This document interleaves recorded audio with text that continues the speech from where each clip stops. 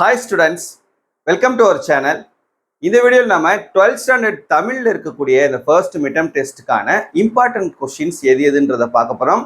இதை பார்க்கறதுக்கு மேலே நீங்கள் இன்னும் நம்ம சேனலை சப்ஸ்கிரைப் பண்ணலைன்னா சப்ஸ்கிரைப் பண்ணிவிட்டு இந்த வீடியோக்கு ஒரு லைக் பண்ணிட்டு பாருங்கள். ஸோ 12th தமிழில் இந்த ஃபர்ஸ்ட் மிட்டம் டெஸ்ட்டுக்கு முதல் 3 இயல் நமக்கு போர்ஷனில் இருக்குது. இந்த முதல் 3 இயல் இருக்கக்கூடிய முக்கியமான சிறுவினா எது, குறுவினா எது, நெடுவினா எது அப்படின்றதையும், அது மட்டும் இல்லாமல் இலக்கண குறிப்பு, பகுபத உறுப்பு இலக்கணம், புணர்ச்சி அப்படின்ற இந்த எல்லாத்துலேயுமே இருக்கக்கூடிய முக்கியமானதுகளை நம்ம பார்க்க போகிறோம். ஸோ இந்த வீடியோவை ஸ்கிப் பண்ணாமல் கடைசி வரைக்கும் பாருங்க. ஏதாவது டவுட் இருந்ததுன்னா மறக்காம கமெண்ட்ல கேளுங்க. ஸோ நான் ஆரம்பத்துலேருந்தே நான் சொல்லிட்டு இருக்கேன், நீங்கள் பப்ளிக் எக்ஸாமில் நல்ல மார்க் எடுத்து அச்சீவ் பண்ணணும்னு நினச்சிட்டு இருந்தீங்கன்னா நீங்கள் ஸ்டார்டிங்லேருந்தே ப்ரிப்பேர் பண்ண ஆரம்பிச்சிருங்க. உங்களுக்கு நடக்கக்கூடிய ஒவ்வொரு எக்ஸாம்ஸையும் நீங்கள் பப்ளிக் எக்ஸாமாக நினச்சி ப்ரிப்பேர் பண்ணீங்கன்னா கண்டிப்பாக உங்களுக்கு பப்ளிக் எக்ஸாமில் நீங்கள் நினைக்கக்கூடிய அந்த மார்க்கை விட அதிகமான மார்க் அச்சீவ் பண்ண முடியும். அதுக்கு ஸ்டார்டிங்ல இருந்தே நம்ம எஃபர்ட் போடணும். ஆரம்பத்துலேருந்தே நம்ம உழைக்க ஆரம்பிச்சிட்டோம் அப்படின்னா அதுக்கான அந்த ரிசல்ட்டை நம்ம பப்ளிக் எக்ஸாம் போகிறதுக்கு முன்னால் அந்த நடக்கக்கூடிய ஒவ்வொரு எக்ஸாம்ஸ்லேயும் நம்ம நம்மளால் அந்த இம்ப்ரூவ்மெண்ட் பார்க்க முடியும். அந்த ஸ்டார்டிங்கில் நம்ம எப்படி இருக்கோம், போக நம்ம ஸ்டார்டிங்லேருந்தே படிச்சுட்டு வரும்போது அந்த ஒரு ப்ராக்ரஸ் ரிப்போர்ட், ப்ராக்ரஸ் க்ரோத் நமக்கு எப்படி இருக்குது அப்படின்ற எல்லாத்தையுமே நம்மளால பார்க்க முடியும். சரியா? ஸோ அதனால நம்ம கொடுக்கக்கூடிய அந்த இம்பார்ட்டன்ட் கொஸ்டின்ஸு, அது மட்டும் இல்லாமல் ஏதாவது நம்ம ஒவ்வொரு எக்ஸாம்ஸ்க்கு டிப் வீடியோஸ் கொடுப்போம், எப்படி மார்க் ஸ்கோர் பண்ணணும்னு ஸ்டடி பிளானர் கொடுப்போம். ஸோ இந்த ஃபர்ஸ்ட் மிட்டமுக்கு மட்டும் நம்மளால ஸ்டடி பிளானர் கொடுக்க முடியல. என்ன ரீசன் அப்படின்னா அது ஒவ்வொரு டிஸ்ட்ரிக்டும் ஒவ்வொரு மாதிரி நமக்கு ஒவ்வொரு டேட்டில் ஸ்டார்ட் ஆகும் அப்படின்றதுனால நம்ம கொடுக்கல. பட் அந்த quarterly, half yearly exam and public எக்ஸாம்ஸ்லாம் நம்ம ஸ்டடி பிளானர் கொடுப்போம். ஸோ அதையும் நீங்கள் கரெக்டான முறையில் ஃபாலோ பண்ணிட்டு வந்துட்டீங்க அப்படின்னா கண்டிப்பாக நீங்கள் நல்ல மார்க் ஸ்கோர் பண்ண முடியும். பப்ளிக் எக்ஸாமுக்கு அவுட் ஆஃப் 600 நீங்கள் 580 மார்க்ஸ்க்கு மேலே உங்களால் ஸ்கோர் பண்ண முடியும். அதுக்கான அஷூரன்ஸ் நான் உங்களுக்கு கொடுக்குறேன். சரியா? ஆனால் என்ன ஒன்றுனா, நான் என்ன சொல்கிறேன்னோ அதை அப்படியே ஃபாலோ பண்ணணும். நீங்கள் உங்கள் இஷ்டத்துக்கு அதை நான் இப்போ ஒரு 10 கொஸ்டின் கொடுக்குறேன்னா அதில் ஒரு 8 கொஸ்டினை சூஸ் பண்ணி படிக்கிறது, 6 கொஸ்டினை சூஸ் பண்ணி படிக்கிறது, இந்த மாதிரி பண்ணீங்கன்னா கண்டிப்பாக பண்ண முடியாது. நான் எந்த கொஸ்டின்ஸ் கொடுத்தாலும் அதை அப்படியே 100% நீங்கள் ஃபாலோ பண்ணணும். ஏன்னா நானே செலக்டிவாக தான் கொஸ்டின்ஸ் உங்களுக்கு கொடுத்துட்டு இருக்கேன். சரியா? சரி, ஓகே. இப்போ இந்த 3 இயல்ல இருக்கக்கூடிய முக்கியமான வினாக்கள் எது எது அப்படின்றத பாருங்க. ஃபர்ஸ்ட் குறுவினாவில் நடை அழகியல் பற்றி தொல்காப்பியம் கூறும் கருத்துக்களை குறிப்பிடுக. அப்புறம் படாஅம் ஈத்த கெடா நல்லிசை கடா யானை களிமான் பேக அப்படின்னு சொல்லிட்டு ஒரு கேள்வி இருக்கும், அதையும் பார்த்துக்கிறங்க. அப்புறம் கவிஞர் சிற்பி எவற்றை வியந்து பாட தமிழின் துணை வேண்டும் என்கிறார், இதுவும் முக்கியமான கேள்வி. அப்புறம் ஆளுக்கொரு மரம் வளர்ப்போம் என்னும் முழக்கத்தொடர் வாயிலாக எவற்றை வலியுறுத்துகிறார் அப்படின்ற இந்த கேள்வியும் முக்கியமானது. அப்புறம் நகரம் பட்டை தீட்டிய வைரமாகிறது, விளக்கம் தருக, முக்கியமான குறுவினா. அப்புறம் பொக்கில் தன்மனை சிறு குறிப்பு வரைக, இது முக்கியமானது. அப்புறம் நிலையாமை குறித்து சவரி கூறும் கருத்துக்கள் யாவை, இதுவும் முக்கியமானது. அப்புறம் எதிர்பாராத நிகழ்வுகளை ஜலாலுதீன் ரூமி எவ்வாறு உருவகப்படுத்துகிறார், இந்த 8 குறுவினாவும் முக்கியமானது. இந்த 8 குறுவினாவையும் தரவா படிச்சிட்டிங்கன்னா இந்த மிட்டம் டெஸ்ட்டுக்கு மட்டும் இல்லாமல் அடுத்தடுத்து வரக்கூடிய எக்ஸாம்ஸ்க்கும், ஃபைனல் எக்ஸாமான பப்ளிக் எக்ஸாமுக்கும் உங்களுக்கு ரொம்ப ஹெல்ப்ஃபுல்லாக இருக்கும். அடுத்து சிறுவினா, ஒரு 8 சிறுவினா இருக்குது, முக்கியமான சிறுவினா. பண்டைய விரிந்த குடும்பத்தின் தொடர்ச்சியே இன்றைய கூட்டு குடும்பம், விளக்கம் தருக. அப்புறம் குகனோடு ஐவராகி வீடனோடு எழுவரான நிகழ்வுகளை சுட்டி காட்டுக.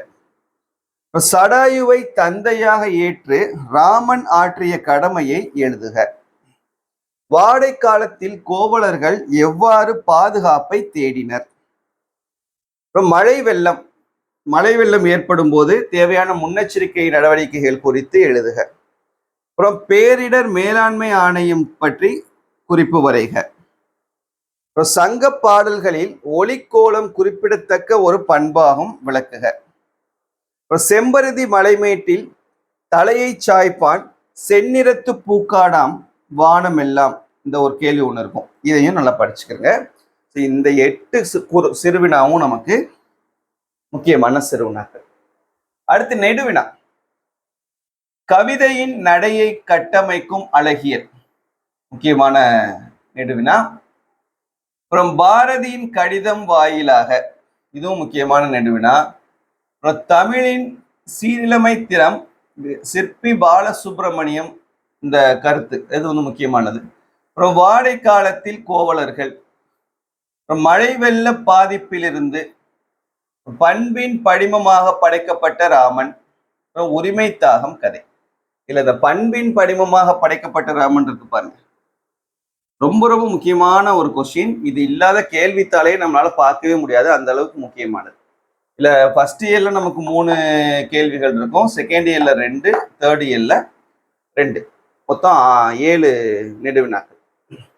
அப்புறம் இந்த இயல்ல இருக்கக்கூடிய பகுபத உறுப்பிலக்கணம் சொல்லி பார்த்தீங்கன்னா, தந்தனன், கலங்கி, வந்து, பொழிந்தான், உயர்ந்தோர், விளங்கி. ஸோ இந்த ஒரு 6 மட்டும்தான். இந்த 6 மட்டும் நல்லா தரவா பார்த்துக்கிறங்க பகுபத உறுப்பிலக்கணத்துல. அடுத்து புணர்ச்சி விதியிலே நமக்கு பார்த்தீங்கன்னா ஒரு 6 தான் இருக்குது. புணர்ச்சி விதியிலையும் அருங்கானம், வெங்கதிர், தனியாளி, இனநிறை, ஆங்கவற்றுள், புதுப்பெயர், இந்த 6ம் புணர்ச்சி விதியில நம்ம பார்க்க வேண்டியது. வெறும் 6 வார்த்தைகள் மட்டும்தான். இதை மட்டும் நல்லா தரவா படிச்சுக்கிறோங்க.